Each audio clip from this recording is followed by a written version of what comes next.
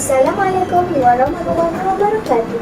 Tanah serendang sekebun negeri yang tidak berperi, tradisi dan budaya sangat dijaga, pati disalam cantik berseri. Bersama saya, Lukas Renadayani, pimpinan Batavisi, wartawan TV PSS Media. Kelantan merupakan salah sebuah negeri di semenanjung Malaysia yang majoritinya berbangsa Melayu. Salah satu sumber ekonomi utama negeri ini adalah industri batik. Perusahaan ini merupakan perusahaan tradisi yang diperturutkan dari satu generasi ke satu generasi. Aktiviti perusahaan ini dikatakan menjadi budaya bagi penduduk di negeri ini. Kini, saya berada di sebuah lokasi perusahaan batik di Kampung Pulau Kundul, Kota Baru untuk melihat sendiri proses pembuatan batik lukis. Jom bersama saya kita melihat proses pembuatan batik lukis. Sekarang, marilah kita melihat proses yang pertama, iaitu proses mencanting. Canting merupakan alat melukis yang digunakan dengan menggunakan lilin cair semasa melukis batik. Terdapat 4 bentuk canting, iaitu bentuk lada, kasut, burung dan baldi. Namun begitu, bentuk-bentuk ini tidak memberi sebarang kesan kepada lukisan. Yang paling mustahak ialah mata canting, kerana ia perlu sesuai dengan jenis kain dan corak bunga yang akan dilukis. Sekarang, saya ingin mencuba sendiri pengalaman mencanting batik. Jom bersama saya.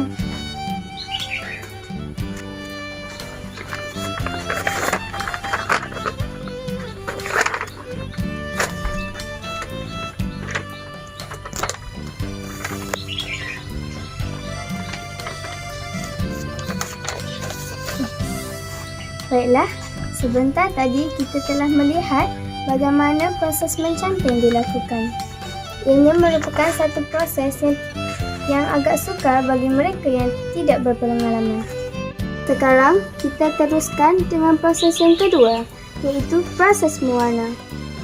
Proses mewarna dilakukan dengan menggunakan berus.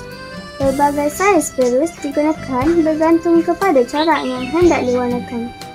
Saiz berus yang kecil biasanya digunakan untuk mewarna bahagian-bahagian yang kecil seperti corak bunga. Manakala untuk mewarna latar belakang pula, berus yang besar akan digunakan. Sekarang kita ke proses yang seterusnya, iaitu proses matikan warna. Kain-kain yang telah mencapai tahap kualiti yang ditetapkan akan dimatikan warnanya dengan merendamkan kain dalam cair sodium silikate. Proses ini bertujuan untuk memberikan mutu yang baik kepada warna kain supaya tidak luntur. Jangka masa untuk merendam kain ialah antara 8 hingga 12 jam. Lebih lama masa kain direndam, lebih baik untuk menghindarkan warna dari cepat luntur.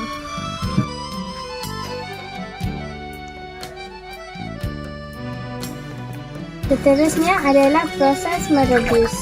Kain direbus dengan menggunakan air panas yang mendidih yang dicampur dengan sedikit soda ais.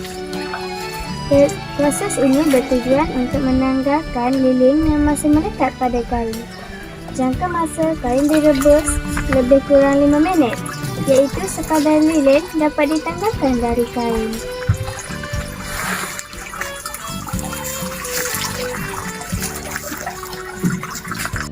Kini kita sampai ke proses terakhir, iaitu proses membasuh kain. Kain telah direbus akan dibasuh dengan air sabun. Setelah bersih, kain akan dibilas dengan menggunakan air biasa sehingga kesemua kesan lilin tersebut hilang dan kain menjadi betul-betul bersih. Untuk dijadikan kain lebih lembut, ia akan dicelup atau disembur dengan pelembut kain. Selepas itu, kain akan dijemur sehingga kering.